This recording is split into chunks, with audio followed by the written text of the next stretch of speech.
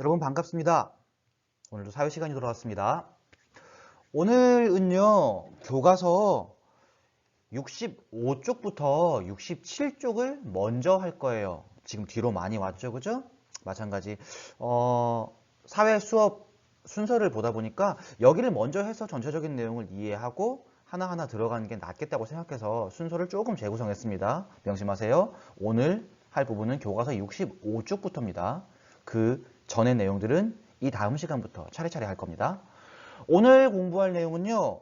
국가의 일을 나누어 맡아야 하는 까닭을 알아봅시다. 라는 주제로 공부해 보도록 할게요.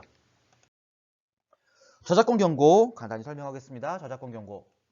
저작권법 제25조 2항에 따라 학교 수업을 위한 저작물, 사진, 글, 그림, 영상 등은 본 수업에서만 이용 가능합니다. 이걸 다운로드하거나 녹화하거나 녹음하거나 캡처하면은 안 되고요. 저작권법 위반에 해당돼서 처벌받을 수 있습니다. 자료 출처 밝힙니다. 파워포인트는 인디스쿨 혜야 선생님 자료 이용하고 있습니다. 감사합니다. 이미지 출처는요. 2015 개정 교육과정 사회과 전자저작물을 주로 사용하고 있고요. 구글 검색을 통해 획득한 자료도 일부 있으나 교육적인 목적으로만 활용하겠습니다. 지난 시간 복습 간단히 한번 해봅시다. 결국 지난 시간 공부한 내용의 핵심이 바로 이 주권이란 거였습니다. 그죠? 주권. 주권 뭐였습니까? 쉽게 얘기해서 주인으로서의 권리였죠. 그죠? 누가 가지고 있다? 국민이 가지고 있다. 국민이 가지고 있습니다. 국민이 한 나라의 무엇으로서? 주인으로서요. 국민이 주인입니다. 명심하세요. 여러분들이 주인이에요. 나라의 중요한 일을 스스로 결정하는 권리. 이걸 우리는 주권이라고 합니다. 나라의 크고 작은 일을 결정할 권리는 누구에게 있다? 국민에게 있다. 국민이 누군데? 우리요. 우리가 결정하는 겁니다. 알았죠?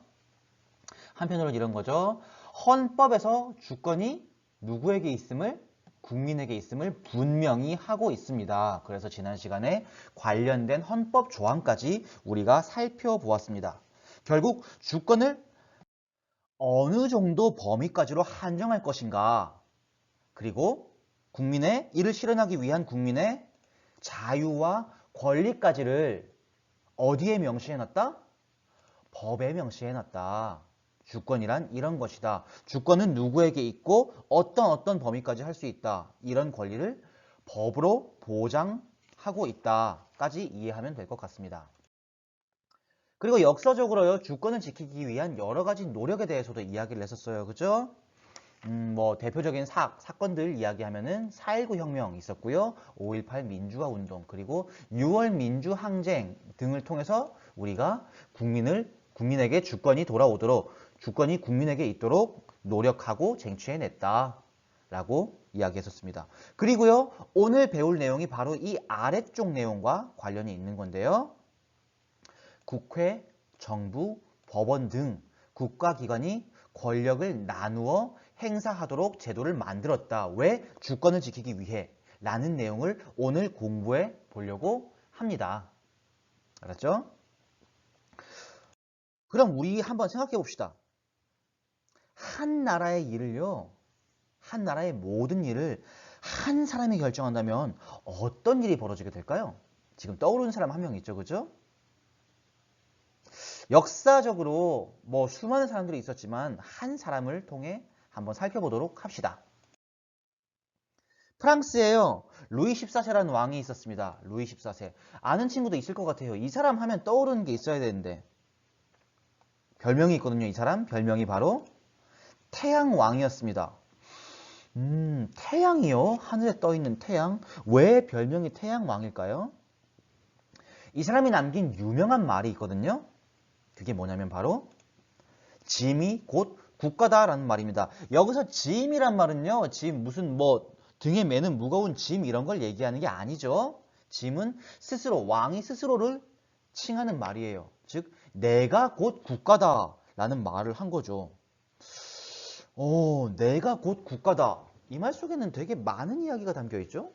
일단 기본적으로 이 사람은 모든 권력이 누구한테 있다고 생각하는 겁니까? 스스로에게 있다고 생각하는 거죠. 근데 여러분, 이게 맞습니까? 우리나라에서 이 개념이 맞아요? 뭐 모든 권력이 우리가 왕은 없으니까 뭐 대통령에게 있습니까? 아니죠. 우리가 국가에 대해 배웠잖아요. 그죠? 그리고 지금까지 배운 내용을 바탕으로 했을 때 국가의 권력은 누구에게 있다? 국민에게 있다. 짐이 곧, 즉 왕이 곧 국가가 아니라 지금 우리나라에 비추어 본다면은 국가란 곧 국민이다 라고 이야기할 수 있겠죠. 루이 14세의 이야기를 조금 살펴보면 이런 거예요. 루이 14세는 프랑스 왕인데요. 프랑스 역사상 가장 강력한 권력을 가졌던 왕이에요. 이 사람은 뭐 여러 가지 일들이 있는데 결론만 얘기하면 이런 거죠. 이 사람은 마음대로 법을 만들어서 집행했어요. 그냥 자기 내키는 대로 법을 만들 수 있는 권력을 가지고 있었어요. 뿐만 아니라 연회, 파티를 즐기면서 세금을 낭비했고요. 루이 14세 하면은 사람들이 제일 먼저 떠올리는 게 이거예요. 프랑스에 있는 베르사유 궁전이요. 정말 크고 화려한 베르사유 궁전을 세금을 통해 짓기도 했었습니다. 자기 마음대로 돈을 썼다는 얘기죠. 어때요? 독재자, 즉 한 나라의 모든 일을 결정할 수 있는 한 사람이 있다면은 어떤 일이 벌어질까요? 우리의 삶이 나아질까요? 그렇지 않겠죠. 그리고 한편으로는요, 만약에 이런 독재자가 있을 때 이 독재자에게 반대한다면 어떤 일이 생길까요? 반대하는 사람이 있다면 아마 잡혀가게 되겠죠. 권력이 있는 사람에게, 그죠? 여기까지 이야기를 했을 때 뭐 이런 생각하는 친구들 있을 겁니다. 다행이야. 이제 독재자가 없으니까. 과연 그럴까요? 그렇지 않습니다. 아직까지도요, 독재자가 있는 나라가 꽤 많아요. 자료 한번 볼게요. 지금 이 자료가요, 전 세계의 독재자들, 유명한 독재자들을 모아놓은 자료예요. 물론 2017년도 기준이긴 합니다만은 어때요? 굉장히 많죠, 그죠? 그리고 우리가 아는 얼굴도 보이네요. 여기 우리가 아는 얼굴, 그죠? 자, 이만큼 많은 독재자들이 있어요. 그 중에 몇 가지 예시를 조금 살펴보면요. 먼저 캄보디아라는 나라에 훈센이라는 사람이 있어요. 캄보디아는 국왕이 존재하는 나라예요. 근데 현대사회에서 막 옛날처럼 국왕이 모든 권력을 막 가지고 있고 막 와칸다의 블랙팬서 막 이런 사람들처럼 막 모든 권력을 가지고 있고 이런 경우는 사실 거의 없어요. 보통은 국왕은 상징적인 역할을 하고요. 그럼 정치적으로 권력을 가지고 있는 사람은 정치적인 수장은 뭐 국무총리가 하는 경우가 많죠. 캄보디아뿐만 아니라 뭐 가까운 나라 일본 같은 경우도 국왕이 존재하지만 아베 총리 얘기를 우리가 많이 하잖아요. 그죠? 정치적인 수장은 아베 총리가 맞는 뭐 그런 식인 거죠. 캄보디아 역시 같아요. 근데 지금 여기 내용을 한번 보세요. 훈센 총리가 몇 년을 통치했다? 무려 33년을 통치했다라고 돼 있어요. 그죠? 어마어마하죠, 이 사람. 어디서 많이 본 사람 같지 않아요? 한 가지 더 예시를 한번 들어볼게요. 뭐 코끼리 요리, 뭐 아프리카의 독재자. 어이구, 코끼리를 요리해서 먹고요. 10명한테 10명한테 1만 달러를 받았다고 해요. 10,000달러. 1달러가 우리 1,000원 좀 넘죠, 그죠? 환율이 왔다 갔다 하지만 뭐 1,200원쯤 되는데 그럼 10,000달러면요. 한 명당 쉽게 생각해서 1,000만 원 이상이라는 얘기죠. 이걸 모금해서 잔치비 모금을 했다고 합니다. 세상에. 근데 국민 300만 명은 아사는요, 굶어 죽는다는 거예요. 아유, 국민 300만 명은 굶어 죽어 가고 있는 곳도 있는데, 독재자가 생긴다면은 참 여러 가지 문제가 발생하네요. 그죠? 결국 이런 겁니다. 독재자가 생기는 걸 막아야 해요. 그죠? 그러면은 국가의 권력이 한 군데에 집중되면 안 돼요. 여러 군데 분산되어야 하는 거죠. 이렇게 생각하면 좀 이해가 될까요? 오늘 배울 내용은요. 그래서 국가의 권력이 나눠져 있는 형태. 우리나라는요. 삼권 분립이라는 형태로 국가의 권력이 나눠져 있습니다. 삼권 분립이요. 그래서 삼권 분립이 뭔지에 대해 알아볼 거고요. 두 번째로는 삼권 분립의 예시를 좀 찾아보도록 하겠습니다. 먼저 첫 번째, 삼권 분립에 대해 이야기를 하도록 하죠. 삼권 분립. 딱 들어도 한자어죠, 그죠? 그러면 한자어를 풀이하면 되겠습니다. 먼저 삼은요, 석삼, 셋이란 뜻입니다. 세 가지. 권은 권력 권자예요. 권력을 세 가지로, 지금 세 가지 권력이 있다는 얘기예요. 그죠? 근데 이걸 분자는 나눌 분자죠. 즉, 권력을 세 가지로 나눈다 라고 생각하면 돼요. 그렇게 해서 네 번째는 립은요, 설립자예요. 세운다는 거죠. 정리하면 이런 말입니다. 국가의 권력을 크게 세 개로 나누어서요, 나라를 똑바로 세운다는 얘기예요. 이해가 될까요? 교과서 66쪽을 보면은요, 이 삼권 분립의 형태가 그림으로 나와 있습니다. 살펴보면 이런 거죠. 우리나라의 권력은요, 총 세 가지로 나누어져 있는데요. 총 세 가지로 나누어져 있는데, 크게 입법부, 그리고 사법부, 그리고 행정부로 나누어집니다. 좀 자세히 설명하면 입법부는 국회를 이야기합니다. 입법부는 이 국회를 이야기하는데요. 국회는 법을 만드는 곳이에요. 즉, 우리가 얼마 전에 뽑았던 국회의원들은 법을 만드는 사람들이라는 얘기죠. 그리고 사법부는 쉽게 얘기해서 법원을 얘기하는데요. 법원은요, 법에 따라 재판을 합니다. 재판을 하는 곳을 우리는 법원이라고 하고요. 법원이 사법부입니다. 마지막으로 행정부는 우리가 흔히 얘기하는 정부예요. 지금 정부가 뭐 재난지원금도 주고 뭐 이런 일들 하고 있죠. 그죠? 이 정부는요, 법에 근거해서 국가 살림을 합니다. 돈을 쓰고 정책을 집행하죠. 좀 자세히 알아볼게요. 먼저 입법부인 국회에 대한 이야기부터 한번 해봅시다. 자, 국회는요, 대한민국 헌법 제40조에 의거해서요, 입법권, 여기서 입법권이 뭐라고 했죠? 입법권은 법을 만드는 권한, 법을 만드는 권한이죠. 법을 만드는 권한은 헌법에 명시되어 있습니다. 어디에 속해 있다? 국회에 속한다 라고 생각하면 되는 거예요. 알았죠? 결국 국회는 법을 만드는 역할을 하는 기관이고요. 두 번째는 정부입니다. 정부는 입법부, 사법부, 행정부 중에 행정부에 속하고요. 행정부를 뜻하고요. 대한민국 헌법 제66조 4항에 나와 있습니다. 행정권은 대통령을 수반으로 하는 정부에 속한다 라고 되어 있어요. 여기서 행정권은 얘기했죠? 국가 살림을 합니다. 국가 살림, 뭐 돈을 쓰고, 여기서 살림이라고 하는 건 뭐 돈을 쓰고, 그리고 정책을 집행하는 것이요.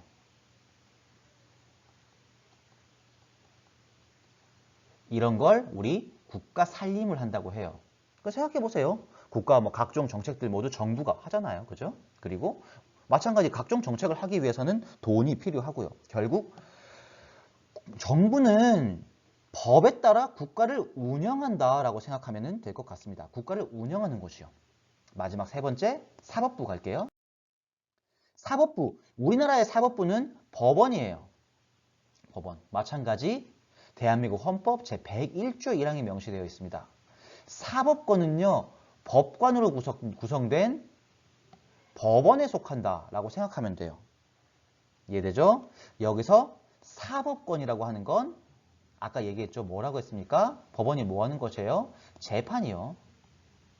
근데 이 재판은 그냥 합니까? 판사 마음대로 합니까? 아니죠. 이 말 되게 중요하죠. 법에 따라서요.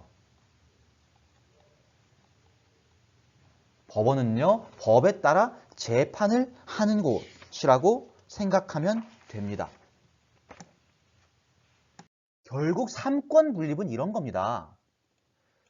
입법부는 국회입니다. 국회에서 법을 만들죠. 그죠? 그리고 사법부는 법원입니다. 법원은 법에 따라 재판을 합니다. 다만 그 법은 누가 만든다? 국회가 만든다. 그죠? 국회에서 만든 법에 따라 법원은 재판을 할 뿐입니다. 마찬가지 법은 국회에서 만듭니다. 그리고 그 법에 따라 정부, 행정부인 정부에서는 나라를 운영하는 거죠. 서로 견제와 감시를 합니다. 결국 국회에서 법을 잘 만드는지 법원과 정부가 감시해야 되고요. 그 법에 따라서 재판을 잘 하는지 국회와 정부가 감시합니다. 마찬가지 정부가 법에 따라서 정부, 나라 살림을 잘 운영하는지 국회와 법원이 감시하는 거죠. 그럼 굉장히 잘 만들어진 거죠. 그죠? 서로 감시하고 서로 견제하게 되어 있으니까 잘못을 저지르기 힘든 구조인 거죠. 그럼 이제 이해가 되는 거죠. 과거의 대통령들이 국회부터 소나기에 넣으려고 했어요. 막 국회 해산권 막 이런 거 막 가지고 싶어 했잖아요. 그죠? 왜 그랬을까요? 너무 당연한 거예요. 자기가 그 나라의 모든 큰 일들은 국회에서 만든 법에 따라서 이루어지게 돼 있잖아요. 결국 국회를 손에 넣으면 마음대로 법을 만들 수 있으니 권력을 오래 잡을 수 있다라는 생각이었던 거죠.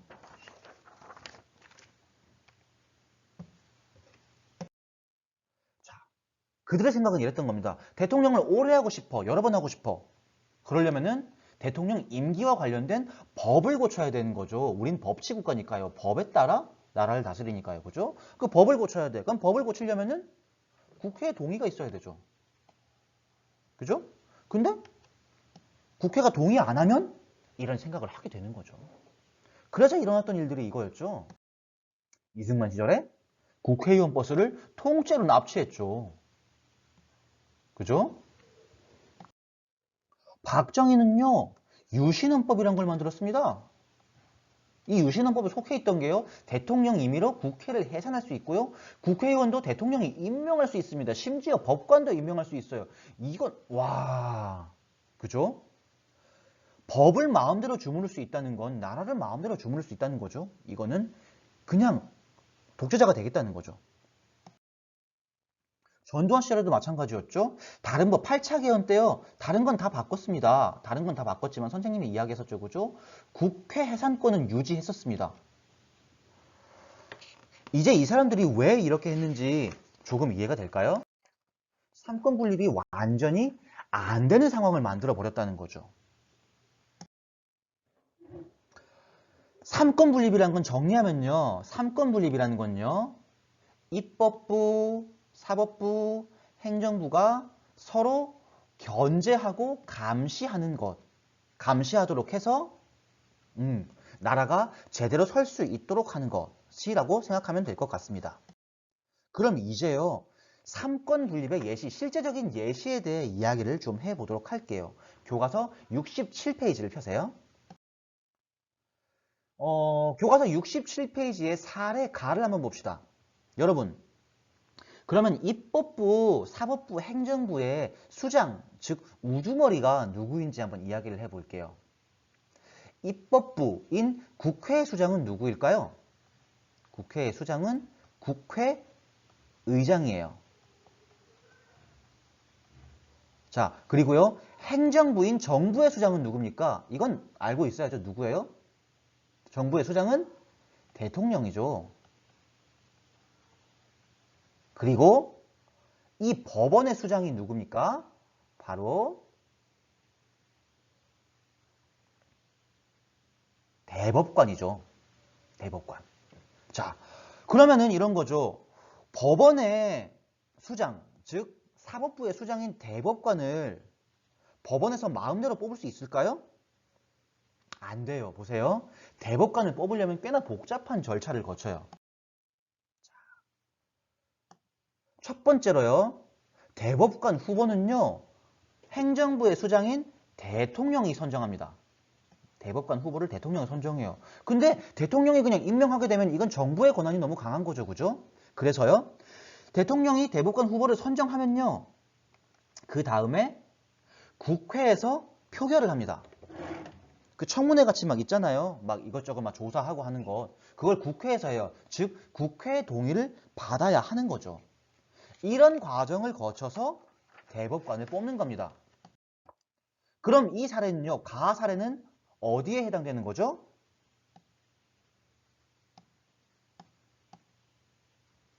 정부 국회가 법원을 견제하는 사례에 해당되는 거죠. 그럼 이해가 될까요?